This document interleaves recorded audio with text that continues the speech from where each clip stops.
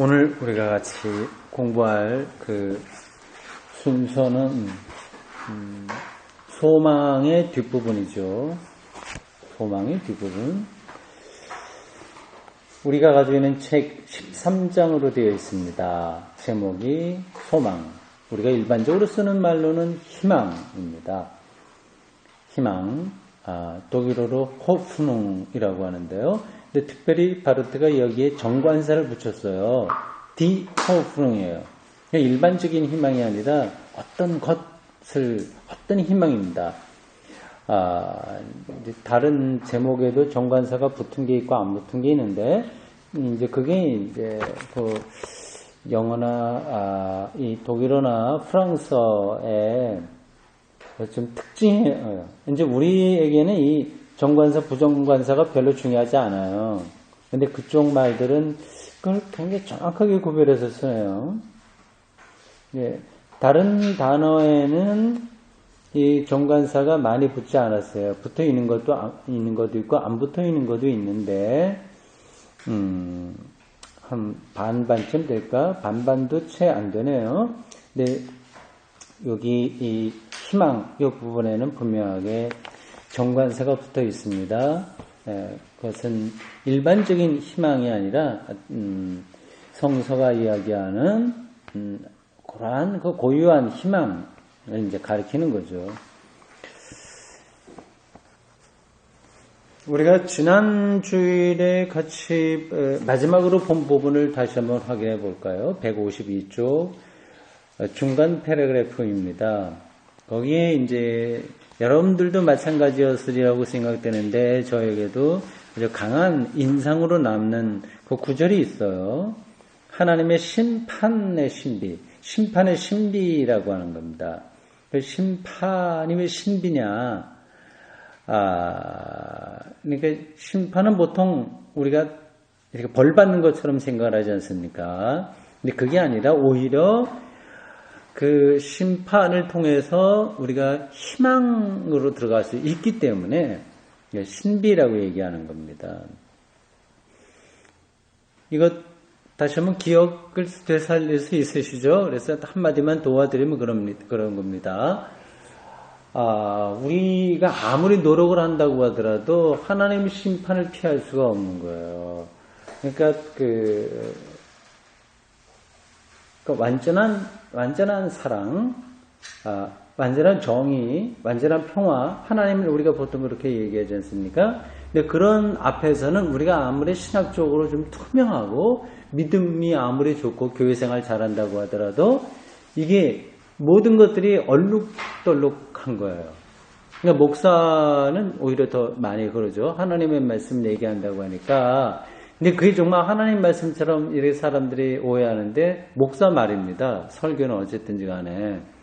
근데 하나님의 말씀이 그대로 다 전파되기는 힘든 거예요. 근데 가능한 대로 가까이 가긴 하는데 그 설교에도 목사의 사심이 들어갈 수 있어요. 여러분들이 아마 이 이름 대충 보면 눈치를 채울 겁니다. 그러니까 설교를 하는 사람도 이 하나님의 심판 앞에 서게 되면 이게 부끄러운 게 많이 있는 거죠. 근데 그게 이제 다 살라지니까 그럴 때만 이제 제가 이제 설교할 수 있는 거죠. 그러니까 제가 설교를 하더라도 그게 몽땅 다 그대로 신자들한테 가게 된다면 불안한 거예요. 내가 그걸 정확하게 말을 하지 못하니까. 근데 하나님의 심판에 의해서 불살라질 건 불살라지고 그렇게 하면서 필요한 것만 신자들에게 이렇게 전달이 된다면 거기서 이제 좀 목사가 위로를 받으면서 설교를 할 수 있는 거죠. 그렇게 희망이 있는 거예요. 그런데 하나님의 심판을 통해서만 우리가 희망 안에 들어간다. 그런 이야기입니다. 전달이 됐죠? 예. 그걸 바탕에 깔고 조금 더 자세하게 내용을 보도록 하겠습니다.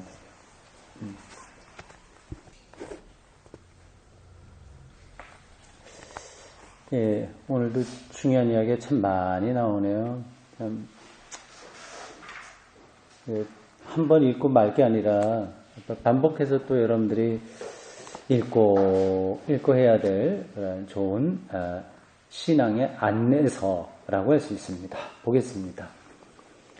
하나님의 행적과 말씀 때문에 받는 신학의 위협이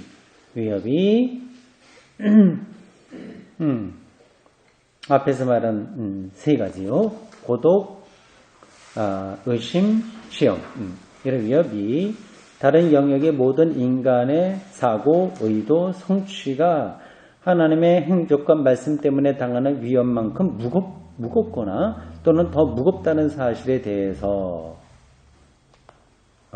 신학이 전혀 불평할 이유를 가질 필요가 없다는 사실만을 관찰하는 것으로는 충분하지 못한 게 있다.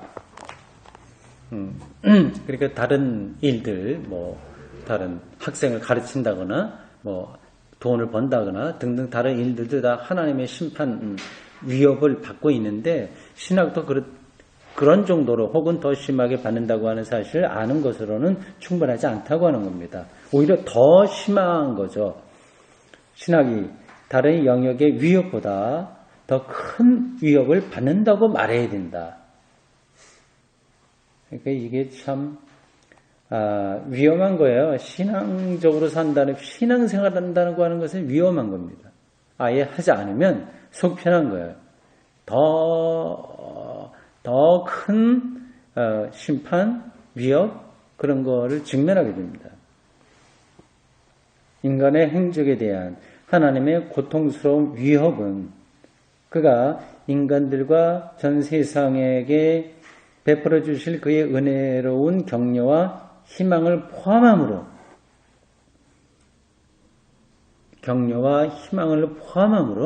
다른 사람들보다 신학자에게 보다 분명하고 심하게 나타난다. 더 엄중하게 다루는 거죠. 근데 우리 속담으로 얘기하면 귀한 자식 매를 더 친다고 할까요? 하여튼 그런 식으로 하나님의 말씀을 전업으로 하는 사람들에게는 더 심하게 위협이 다가온다고 하는 거죠. 그거마저 미처 알지 못하고 교회 지도자로 사는 사람들이 많아서 문제죠. 하나님은 의사, 엔지니어, 예술가, 농부, 기술자, 노동자, 상인 등 사무원 이런 사람들의 일들, 행적은 그냥 일이에요. 그가 하는 일. 이런 것에 대한 것보다 하나님과 인간과 하나님 사이의 사귐에 특별히 관심하는 신학은 바로 그거잖아요. 하나님과 인간 사이의 사귐. 관심하는 신학자를 더 위협하신다. 더 닥달하신다. 얘기할 수 있어요. 위험한 겁니다. 모든 인간 실존을 꿰뚫고 있는 무시무시한 시면이 이와 같은 직업의 세계에서 인간적인 의도와 성취의 건실함과 담대함 그리고 상당한 성공에 의해서 어느 정도 그리고 잠정적으로 무수히 은폐되어 있는 건 아닐까. 그러니까 교회를 좀 부흥시켰다고 해서 이렇게 저런 목사로서 이렇게 또 존경받고 하는 그런 것 때문에 이 어떤 시면, 아주 무시무시한 시면, 하나님이 주신 시험, 이 위협 이런 것들이 그냥 숨어 있는 건 아니냐 하는 거죠. 그러니까 스스로도 모르는 거예요, 그걸. 그 시면을 모릅니다. 감춰져 있기 때문에. 다른 것으로 감춰져 버리는 거죠. 교회 일이라든지, 이런저런 거 있잖아요. 그런 것들이. 그러나, 신학자가 종사하며 성취하는 바에 있어서는 이와 같은 은폐란 없어야 된다. 그거는 계속 드러나야 되는 거예요. 그 칼날 위의 선거와 같은 긴장감, 영적 긴장감, 이게 이제 있어야 되는 거죠. 목사에게는 더 그렇고 또 우리 신앙하는 사람들 그런 겁니다. 이건 정말 당연하다. 이것이 이렇게 되지 못할 때 신학자 혹은 그의 주변 환경은 스스로 속고 있는 것이다.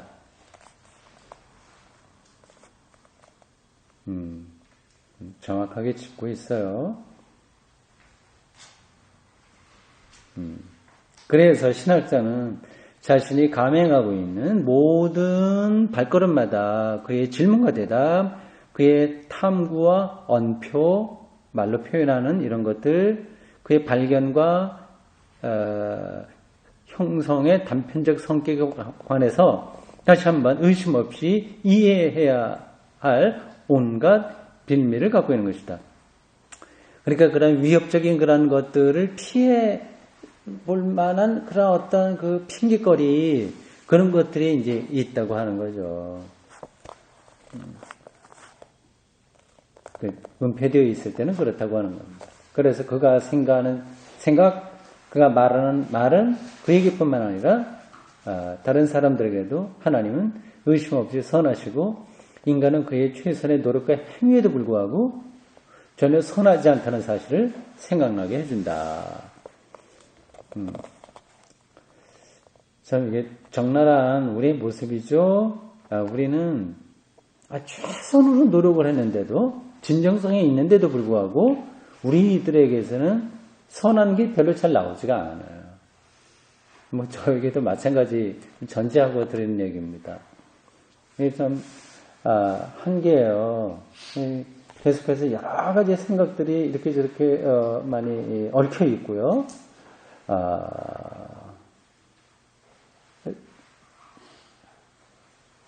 그래서 이제 자기 표현이 이제 강하게 되고, 뭐 사람이면 어쩔 수 없는데, 이제 이런 것들을 통해서 사람의 일들은 선하지 않다고 하는 것을 우리가 확인할 수 있다. 도대체가 그 무엇이 좋은 성경 해석, 좋은 설교이고 좋은 신학책이라고 일컬어질 만한가? 그래 봤자다 이제 그 얘기죠. 유명한 신학자들 혹은 신학적인 천재들이라 불리워질 만한 사람들이 도대체 어디 있겠냐? 자기 자신이 그렇지 않은 것은 물론이거니와 주님만이 왕이시고 나는 시든꽃입니다 라고 하는 게르하르트, 파울 게르하르트, 유명한 찬송가 시인 독일 사람이에요. 독일 찬송가에는 이 게르하르트의 찬송가가 많이 들어 있습니다. 이 찬송 귀절은 옳다. 주님만이 왕이시고 나는 시든꽃입니다. 이런 표현들이 뭐 시편에서도 볼 수 있고 하죠. 근데 이거는 어떤 비관주의가 아닙니다. 이건 자기 학대, 자기 비하가 아니라 어떠한 그 영적인 시각으로 어떤 본질을 뚫어본 사람에게서 나오는 신앙 고백인 거예요.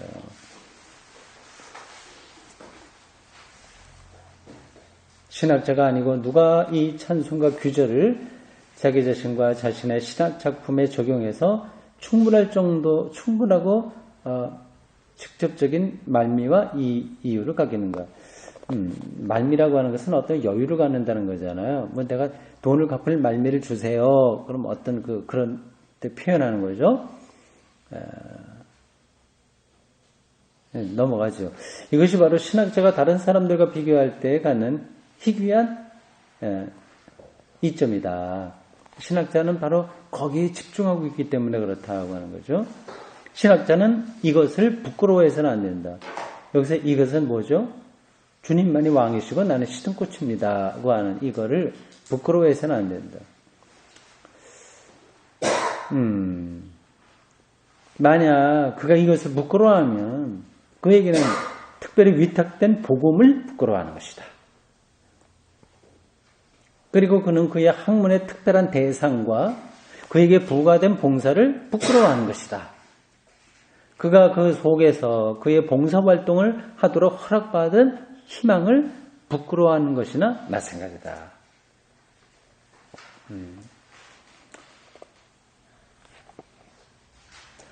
게르하르트의 19 기억해 두시면 좋습니다. 주님만이 왕이시고 나는 시든꽃입니다. 자기 염세, 자기 학대가 아니라 이거는 오히려 우리를 희망 안에 거하게 하고 더 평화와 기쁨과 그런 거를 확인할 수 있는 혹은 그것을 획득할 수 있는 영적인 좁은 길이라고 할 수 있습니다. 이런 것들은 외워두시면 좋은 거예요. 그래서 기도할 때에도 이런 걸 이제 인용해서 기도할 수 있습니다. 주님만이 왕이시고 나는 시든 꽃입니다. 하고 하는 게르하르트의 이러한 식구처럼 우리로 하여금 진정한 의미에서 하나님과의 관계가 성립되도록 인도해 주십시오. 이렇게 기도할 수 있는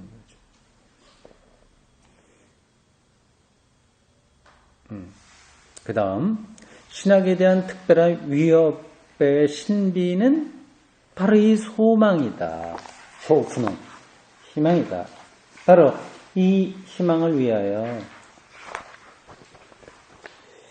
이게 왜 희망인지는 아실 거고요.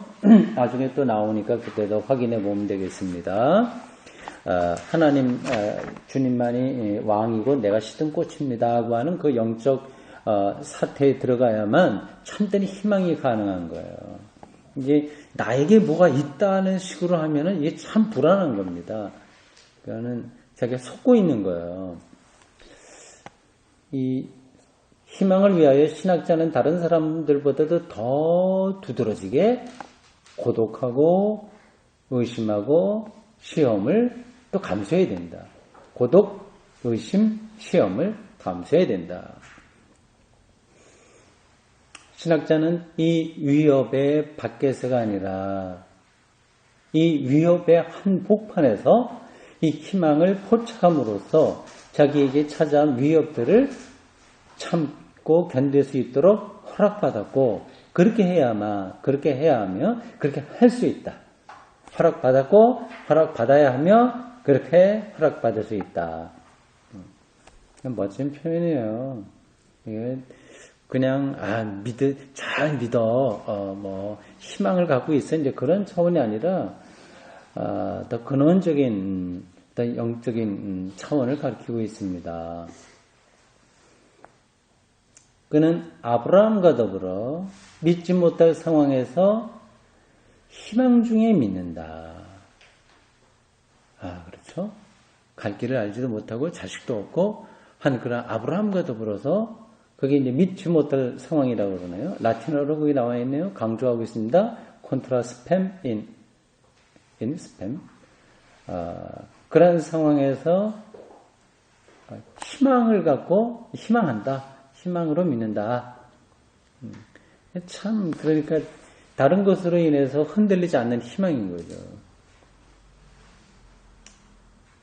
하나님께서 병든 자들을 치유하시고 잃어버린 바 된 자들을 찾아 구원하시기 위하여 그의 아들 안에서 이 세상으로 오셨다는 사실을 신학자가 왜 모를까?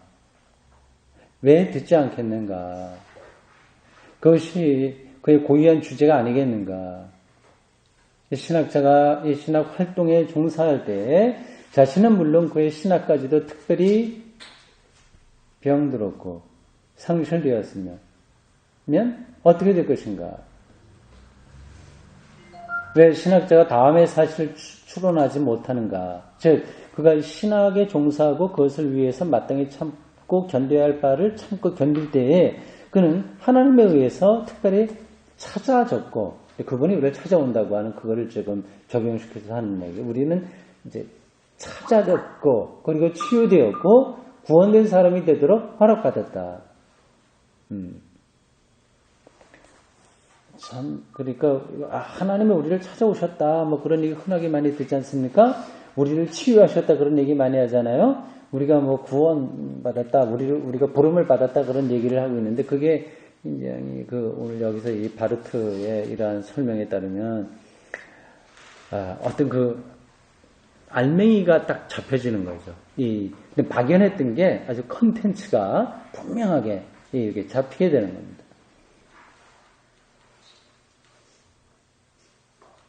이러한 상태에 들어가야 우리의 신앙이 성숙한 거죠.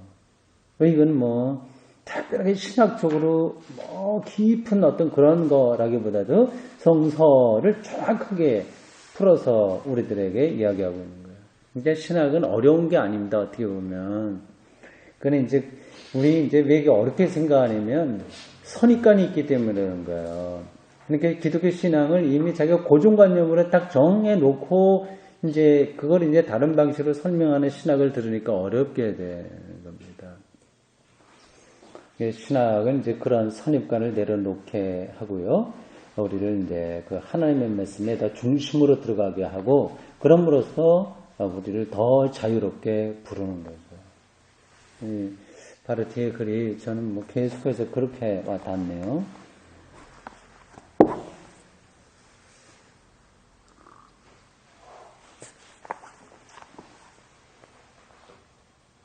이제 우리는 한 걸음 더 나가서 신학에 대한 과격한 위협과 그것의 소망 사이의 관계를 보다 구체적으로 이해해보자. 어떻게 설명할지 참 기대가 됩니다.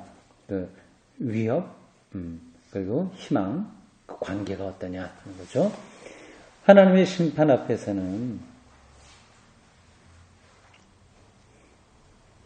다시 한번 한마디만 짚고 넘어가겠습니다. 하나님의 심판을 자꾸만 우리를 지옥에 보낸다, 어떻게 한다, 그런 쪽으로 생각하지 마시고, 생명이 아닌 것, 진리가 아닌 것을 불사르는 거예요.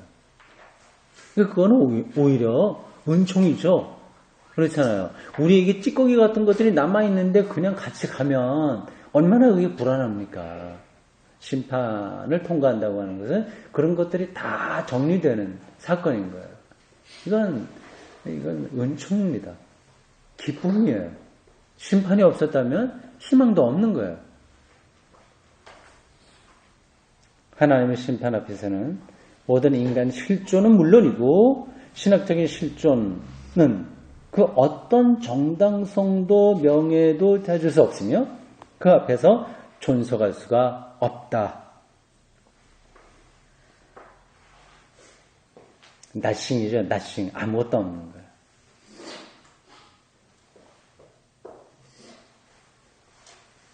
이들은 하나님 앞에서 지난주에도 나온 비슷한 표현입니다. 먼지와 지푸라기가 될 뿐이다. 사실 실제로 우리가 죽으면 다 먼지하고 지푸라기가 되니까 아주 사실적인 그런 표현이기도 합니다. 아무리 큰 업적을 세웠다고 하더라도 뭐 시간이 지나면 없어지는 거니까요. 바로 이 하나님께서는 약속과 그 자극인 바 신학은 약속과 자극에 따라서 그 전 위협의 상황 속에서 감행될 수 있고 감행되어야 한다. 먼지와 지푸라기가 된다고 하는 게 이제 그런 위협인 거죠. 그 안에서 감행되어야 된다. 인간의 행적과 말이 보잘것 없고 힘없는 상황에서 하나님은 희망이다. 하나님의 진노는 사랑의 불이요. 불은 불인데 사랑이야. 모든 인간적인 일에 대한 하나님의 심판 배후에는 은혜가 숨겨져 있고 역사하기 때문이다. 하나님의 심판이 오기가 기대가 되죠? 은혜니까요. 인간이 무력하고 흔들릴 때에 하나님은 거기 계신다. 오히려 거기 계시는 거예요. 많이 좋고 뭐 이게 잘 될 때는 그건 뭐 없어도 사람은 그냥 재밌게 사니까 괜찮은 거고 흔들릴 때 오히려 거기 계신다. 희망이 없는 상황에서 하나님은 바르게 희망하도록 하나님을 바르게 희망하도록 허락받고 그렇게 희망할 수 있으며 희망해야 된다.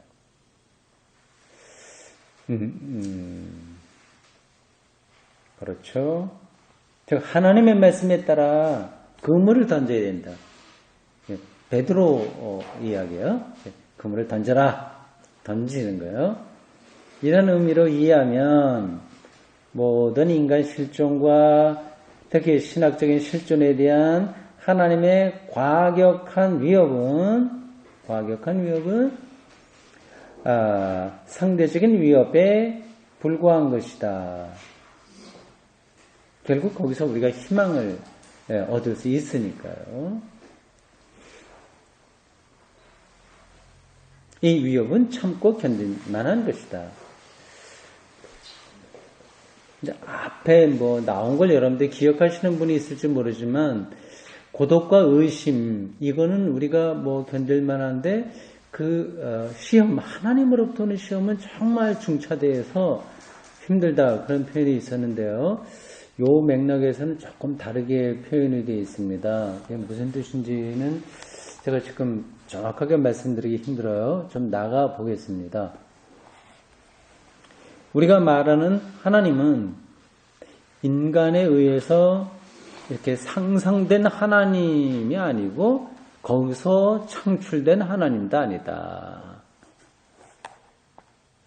인간이 상상해낸 신이나 창출해낸 신은 진정한 의미에서 은혜를 줄 수 없다. 조금 약간 우리 호기심 발동하게 해줄 수는 있을지 모르지만 은혜는 줄 수 없어요. 그의 은혜는 조건적이다. 너 이거 뭐 하면 뭐 해줄게 이런 정도예요. 인간의 선행의 공로가 아니고는 얻을 수 없는 은총이다. 그러니까 많이 노력을 해야 뭘 받을 수 있는 거예요. 불가한 거예요. 우리가 상상하는 그 하나님은. 그러나 참 은총이란 그냥 주어지는 거.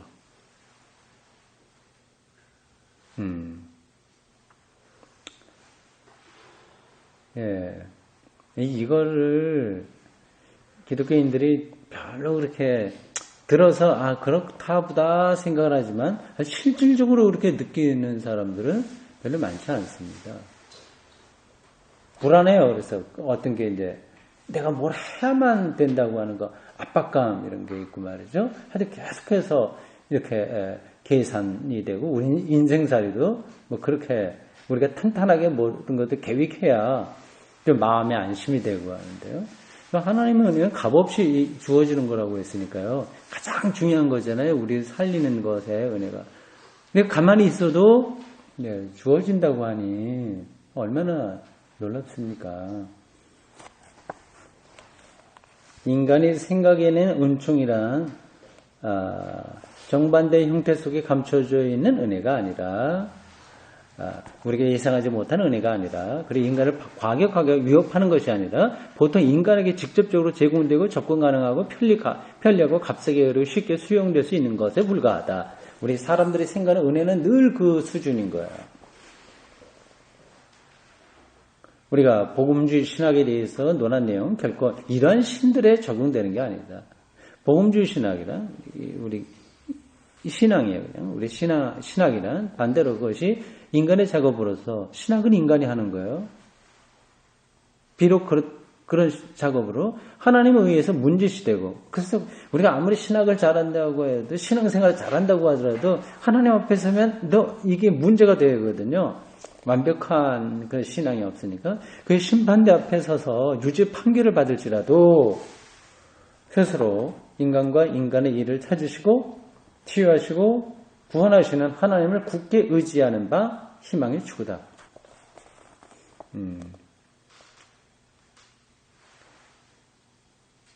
그렇죠. 예. 신학이 그렇게 하나님의 심판에 서도 그래도 우리가 어디에 의지해서 이거를 수행해야 되는 거예요. 희망이에요. 우리를 찾아오시고 치유하고 구원하시는 하나님을 온전히 의지하는 이게 이제 희망이거든요. 거기에서만 희망이 있어요. 근데 그럴 때는 이제 우리 비록 인간의 작업이지만 신학을 용감하게 행할 수 있다. 그래서 이 하나님이 바로 신학의 소망이다.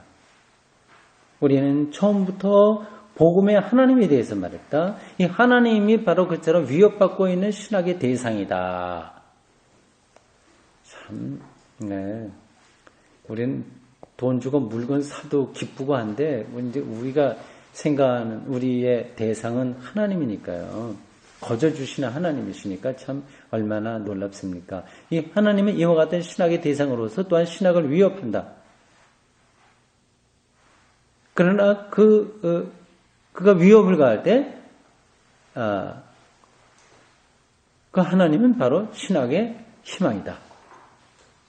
위협과 희망이 같이 가네요.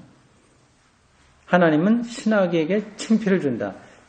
이거는 굉장히 문학적인 표현이에요. 그런데 신학이 절대적인 신학이 없어요. 가다가 한계 극복되고요. 어거스틴이 아무리 많은 걸 얘기했다고 하더라도 다 완벽하게 못한 거거든요. 그러니까 어거스틴도 하나님 앞에서 이제 부끄러운 거죠. 그것도 극심하게. 그러나 그는 신학의 희망이다. 왜 그렇죠? 왜 희망이죠? 우리를 찾아오고 우리를 치유하고 우리를 구원하시기 때문에 희망인 거예요. 그는 신학의 희망이며 이 하나님에 대한 희망은 신학을 창피하지 않게 하며 그렇게 하지 않을 것이다.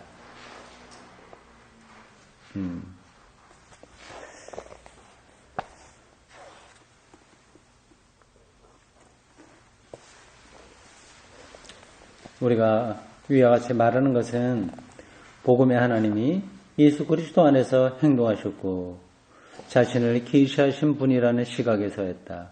예수 그리스도는 하나님의 행적이고 말씀이시다. 이 예수 그리스도의 사랑의 불이신 바로 이 불은 모두 인간 실존보다도 특별히 신학적인 실존을 더 철저하게 태워버린다. 이 불은 심판자인 바 모든 인간은 물론이고 이 인간의 모든 지식과 행동 그 심판에 의해서 멸망받는다. 이에 관해서 하나님을 가장 잘 아는 사람들이 가장 잘 알고 있다. 이 사실을 그렇다고 하는 거죠. 이 말은 다음 세례 요한을 가르쳐서 하는 얘기예요. 하나님을 잘 아는 사람이 사실 잘 알고 있다. 거기 그 다음 문장에 보면 에케 호모 이렇게 나오죠. 이 사람을 봐라라고 하는 요한복음 1장 29절에 나와 있는 건데 세례 요한이 세례 받으러 오신 예수님을 가리켜서 사람들이 얘기하는 거예요. 바로 이 예수 그리스도 자신의 인격 안에서 아담은 범법자로 낙인 찍혔으며 그의 벌거벗은 모습이 노출되었고 정죄받았으며 매를 맞았고 십자가에 달렸으며 죽었던 것이다. 이처럼 심판을 받은 결과 전무후무한 과격한 위협의 폭풍, 고독과 회의와 시험의 공경이 예수님에게 엄습해 왔다. 이 예수님만이 오직 복음주의 신학의 대상이시다. 제가 앞에서 다른 것도 설명을 하면서 고독, 의심, 시험 이것도 예수님이 받으셨다 그렇게 얘기를 설명을 했을 거예요. 기억하시는지 모르겠습니다만 그게 바르트가 앞에서는 얘기하지 않은 건데 제가 그런 거다 이렇게 설명을 했는데 여기 와서 보니까 내가 잘못 얘기한 게 아니네요. 바르트도 그거를 염두에 두고 계속 이야기를 하고 있습니다. 이미 예수님이 그 고독, 의심, 시험 이런 것들을 다 당하신 거예요.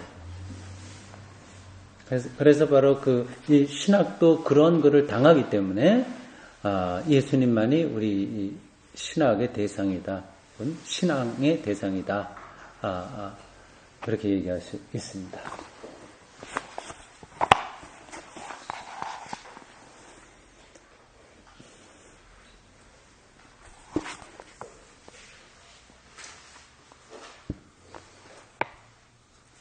정말 이 빡빡한 신학 책인데 한 10분, 20분 이렇게 얘기 듣는 건 가능하지만 1시간씩 계속해서 듣기가 참 피곤하실 것 같아요. 말하는 사람은 괜찮습니다. 난 재밌어서 얘기하는데 그래서 이럴 때는 중간에 좀 재밌는 얘기도 좀 하고 그러면 좀 나을까요? 시간이 우리가 충분하지 않으니까 그냥 그러니까 쓴 약을 먹는다, 몸에 좋은 쓴 약을 먹는다 그런 생각으로 좀 더 진도를 나가보도록 하겠습니다. 예수 그리스도 안에 계신 하나님이 신학의 대상인데 인간의 모든 행동은 물론 그의 공동체의 행동과 무엇보다도 예수 그리스도 안에서의 하나님 인식은 모든 인간에 대한 하나님의 심판을 수행한 골고다의 십자가 그늘 밑에서 일어날 수 있다. 거기서 이제 하나님에 대한 다른 인식이 일어날 수 있다. 이것 외에 다른 방법이 있을 수 없다. 따라서 신학은 무엇보다도 자기가 당하며 자기를 통해서 투명해지는 위협의 사인들과 특징들을 감당할 수밖에 없지 않은가. 십자가 골고다 아래서 일어난 사건들을 가리켜요. 신학 작업에 당하는 모든 위협은 모든 인류의 행정 및 그의 공동체가 당면하는 위협과 같은 위협을 받으나 특수한 양상을 띠기도 한다. 그때그때 신학의 특수성들이 있으니까요. 신학 교수란 도대체 무엇하는 사람인가? 라고 조롱조로 질문한 키에르케고르는 이렇게 얘기했다고 그러네요. 재밌네요. 누군가가 십자가에 달리셨기 때문에 그는 신학 교수가 됐다. 그러니까 어떤 분이 십자가에 달려 들어갔기 때문에 그는 신학 교수를 먹고 산다. 그런 표현입니다. 그렇게 조롱조로 대답했는데 이것에 대해서 신학자는 지금 그 대가를 지불하지 않으면 안 될 거다. 그만큼 십자가 사건에서의 위협 등등등등 그런 것들을 감내해야 된다고 하는 거죠. 그 십자가에 달린 분 덕분에 먹고 사니까 목사에게 한 이야기가 똑같네요. 만약에 신학자가 그의 고독, 회의, 시험으로 인한 공경을 회피하기 원한다면 과연 그는 예수 그리스도와 무슨 관계가 있을까? 예수 그리스도 안에 계신 하나님을 인식한다고 하는 것은 그리스도 안에서 행동하시고 이 예수 그리스도 안에서 자신을 계시하시며 이 예수 그리스도 안에서 세상을 자신과 더불어 화해하시는 하나님에 대한 순종과 예수 그리스도의 제자됨을 포함한다.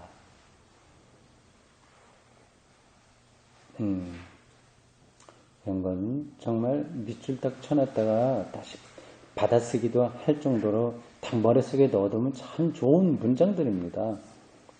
그래서 신학은 십자가의 신학으로서 테올로기아 쿠르키스 그리스도의 제자됨 바로 위에 있는 거는 나그폴게 크리스티라고 해서요. 여기서 이제 보네포의 표현과 이제 일치되는 건데 아마 보네포가 먼저 이야기했겠죠. 보네포가 바르트보다는 젊은 나이였는데 근데 먼저 죽었어요. 한 40살도 되지 않아서 죽어서 하여튼 그 보네포 신학의 핵심은 그리스도의 제자됨이 그 중에 하나다 볼 수 있습니다. 그래서 신학은 십자가 신학으로서 자기 자신의 십자가와 고통을 짊어져야 하지 않겠냐. 근데 왜 자꾸 피하려고 하냐. 이건 뭐 아주 낭만적인 그 십자가를 얘기하는 게 아니에요. 그런 고독, 의심, 위협 이러한 아주 실존적인 그런 것도 가르칩니다. 십자가와 고통은 예수 그리스도의 그것에 비해서 약소한 거 아니겠냐. 신학은 불평과 반응 없이 예수 그리스도와의 교제 가운데서 그 어떤 십자가 고통도 참고 견뎌야 하지 않겠냐. 목사에게 하나 똑같습니다. 그 피하려고 하지 말고 그걸 견뎌라. 그 얘기죠. 지난주 설교에도 잠깐 얘기했습니다만은 무조건 참고 견디면 병이 난다고 그랬어요. 그건 문제가 생기게 됩니다. 네, 그러니까 이 바르트도 무조건 그것만 얘기하는 게 아니에요. 다음 보십시오. 그러나 그것이 전부는 아니다. 이 불가피한 하나님의 노, 아니요, 독일어로 나인, 아니요 밑에 이제 이건 피하면 안 되는 거예요. 계속 위협받고 고독, 의심 등등에 있는 건데 근데 이 하나님의 노 밑에 깊숙이 은폐된 하나님의 예스가 하나님의 행적과 말씀의 의미다. 이게 정말 신앙의 진면목이라고 할 수 있어요. 하나님의 노 밑에 숨겨진 하나님의 예스. 그러니까 하나님의 부정, 하나님의 심판 밑에 숨겨진 하나님의 은총, 하나님의 계시, 하나님의 구원, 하나님의 긍정, 부정 밑에 있는 긍정. 이게 바로 하나님 말씀이다. 이 예스란 하나님이 예수 그리스도 안에서 성취하셨고 계시하신 바 하나님의 세상과의 화해, 하나님의 세상과의 화해, 그리고 하나님의 인간과의 계약이다.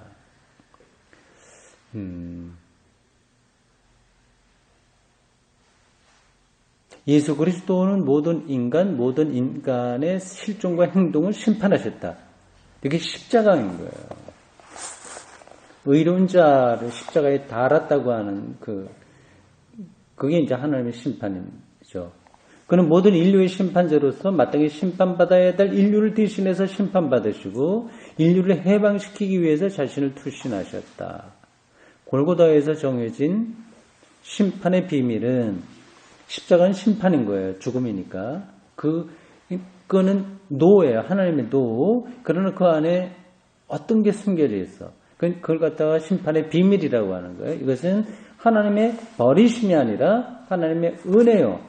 십자가는 완전히 멸망당해서 나쁜 건데 오히려 그것이 은혜요.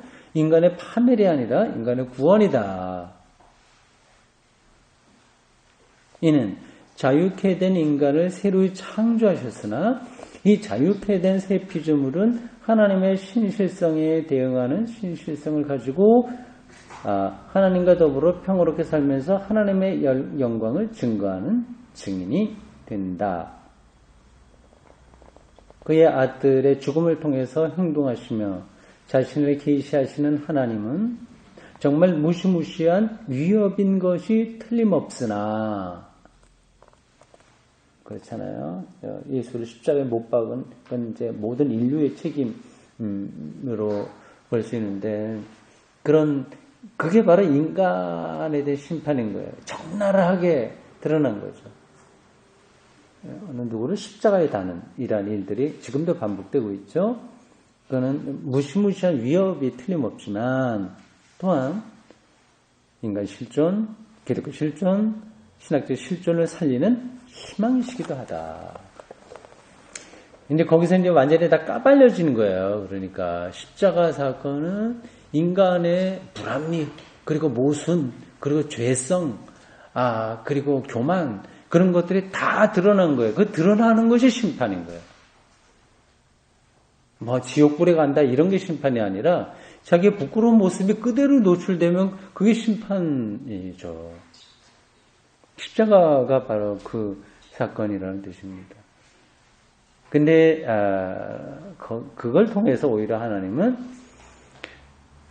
인간을 구원하셨기에 거기에 바로 우리의 궁극적인 희망이 있다. 이렇게 설명하는 거죠.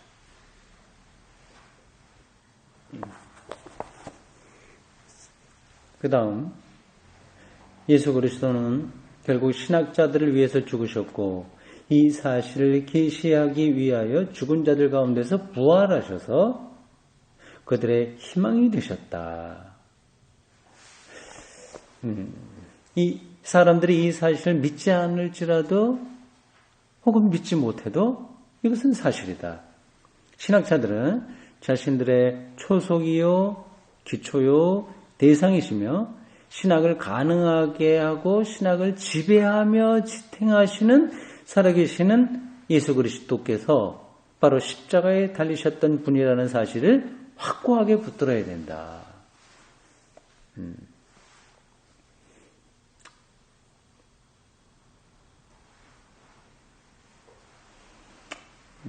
그러면 뭐 겁날 것도 없고 또 잘날 것도 없고 그대로 우리 모습이 어디서 드러나는 거니까요.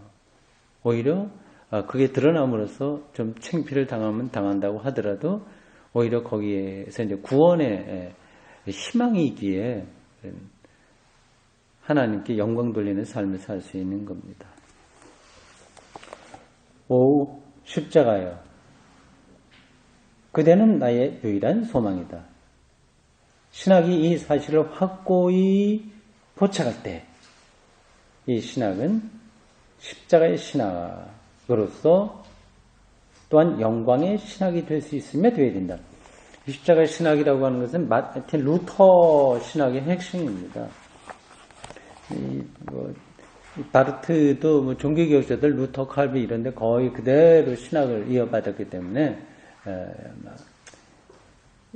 영향을 받아서 이론적으로 자기 신학을 지금 이렇게 작업을 하고 있는 거예요. 근데 재밌어요. 종교개혁자들 신학을 약간 아시는 분들은 눈치챘겠지만 이 두 가지 십자가의 신학과 영광의 신학이 앞에 있는 거는 마틴 루터를 신학을 가르친다면 후자는 켈빈을 가르칩니다. 영광, 하나님께 영광. 켈빈 신학의 모토, 그거는 영광, 하나님께 영광이에요. 이 두 가지를 이 바르트가 다 연결해서 지금 설명을 하고 있잖아요. 참 재밌습니다. 재밌고 정확하게 어떤 걸 짚고 있습니다. 다시 그 문장을 보면 이렇습니다. 이 신학은 십자가의 신학, 테올로기아 크루키스로서 동시에 영광의 신학, 테올로기아 글로리에가 될 수 있으면 되어야 한다. 이게 두 개가 하나는 십자가는 부정이죠. 노예요. 근데 영광 신학은 예스고 앞에 것은 부정, 뒤에 것은 긍정. 그게 이제 변증법적으로 우리로 하여금 신앙과 신학의 깊이로 끌어가는 거죠.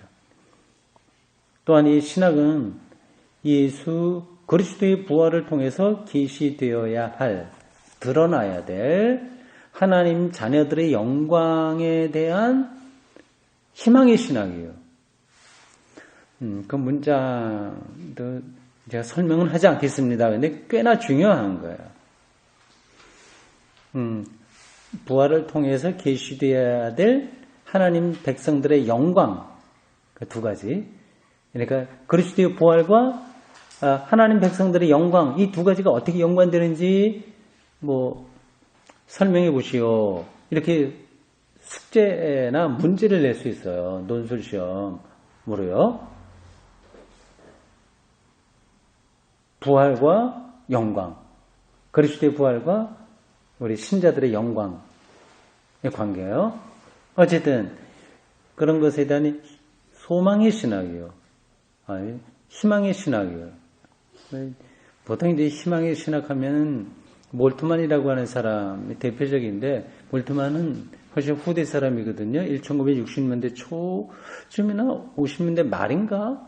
그때 이제 희망의 신학이라고 하는 책을 썼는데, 이미 바르트가 여기서 희망의 신학이라고 하는 말을 했네요.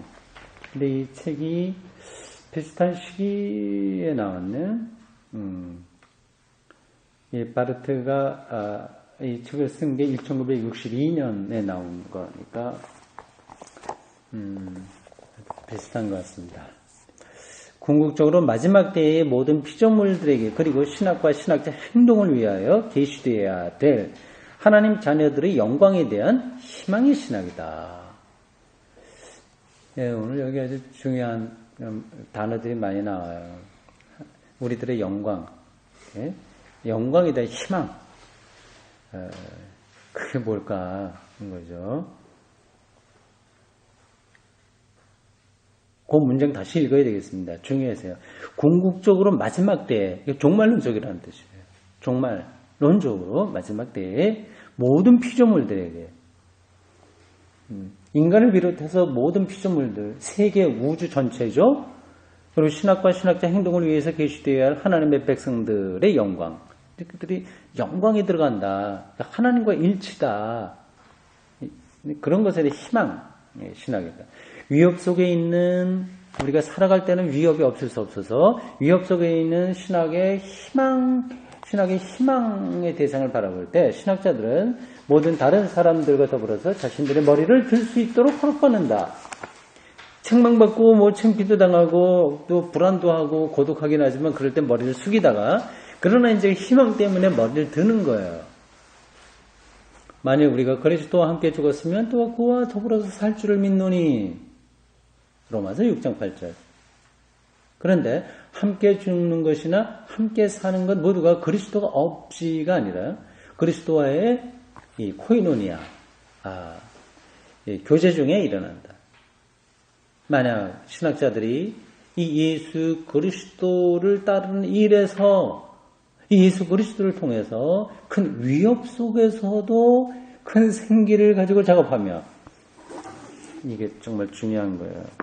위협 가운데서도 생기가 있어야 되는데, 그리고 겸허해지면서도, 부끄러우니까 겸허해지면서도 위로받는 가운데 작업을 해야 할진데, 이들은 반석 위에서 신학 작업을 하고 있는 것이다. 왜 반석 위에라고 그랬어요? 이미 산다고 하는 걸 알기 때문에, 그리스도와 함께 죽지만 또 살 거라고 하는 걸 믿기에 반석 위에 이미 서 있는 거나 마찬가지예요.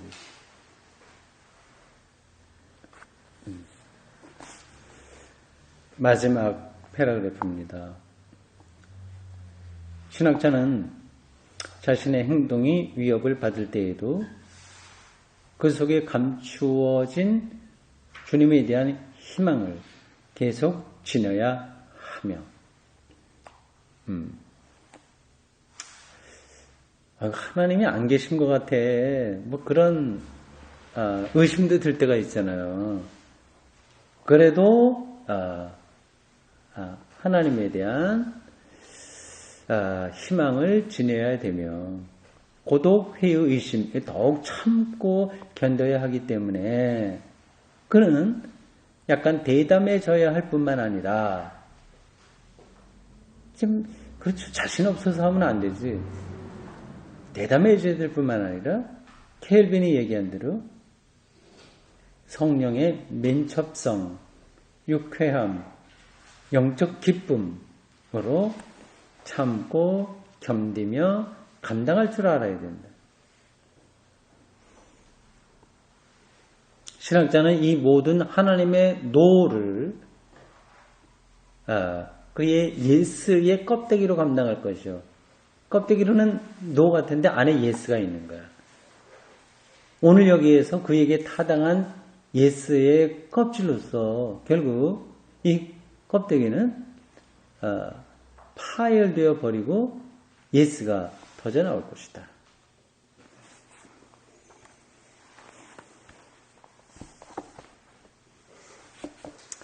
근데 이게 신학자에 대한 그가 처해 있는 실존을 엄중하게 이야기한 거지만 우리 기독교인들에게 똑같이 해당되는 겁니다.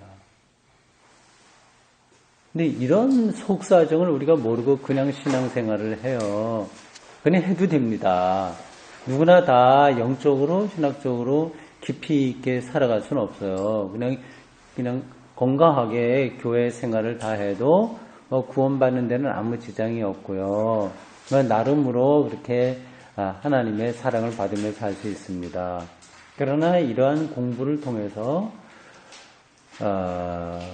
우리는 이제 더 근본으로 들어가게 되는 거죠.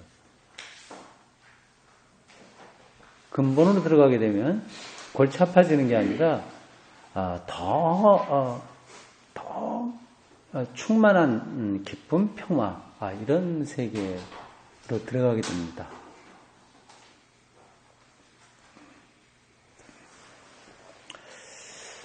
예, 질문 있으신가요? 기도하겠습니다. 주님, 오늘 저희들 신학의 선배였던 칼바르트의 글을 통해서 신학을 위협하는 혹은 신앙을 위태롭게 하는 이 세상의 삶 혹은 신앙 안에서도 오히려 그것 때문에 하나님을 향한 희망이 살아난다는 놀라운 가르침을 얻습니다. 나 자신을 향한 희망이 아니라 그 모든 것들이 태우는 불인 하나님의 심판에 의해서 불살라지고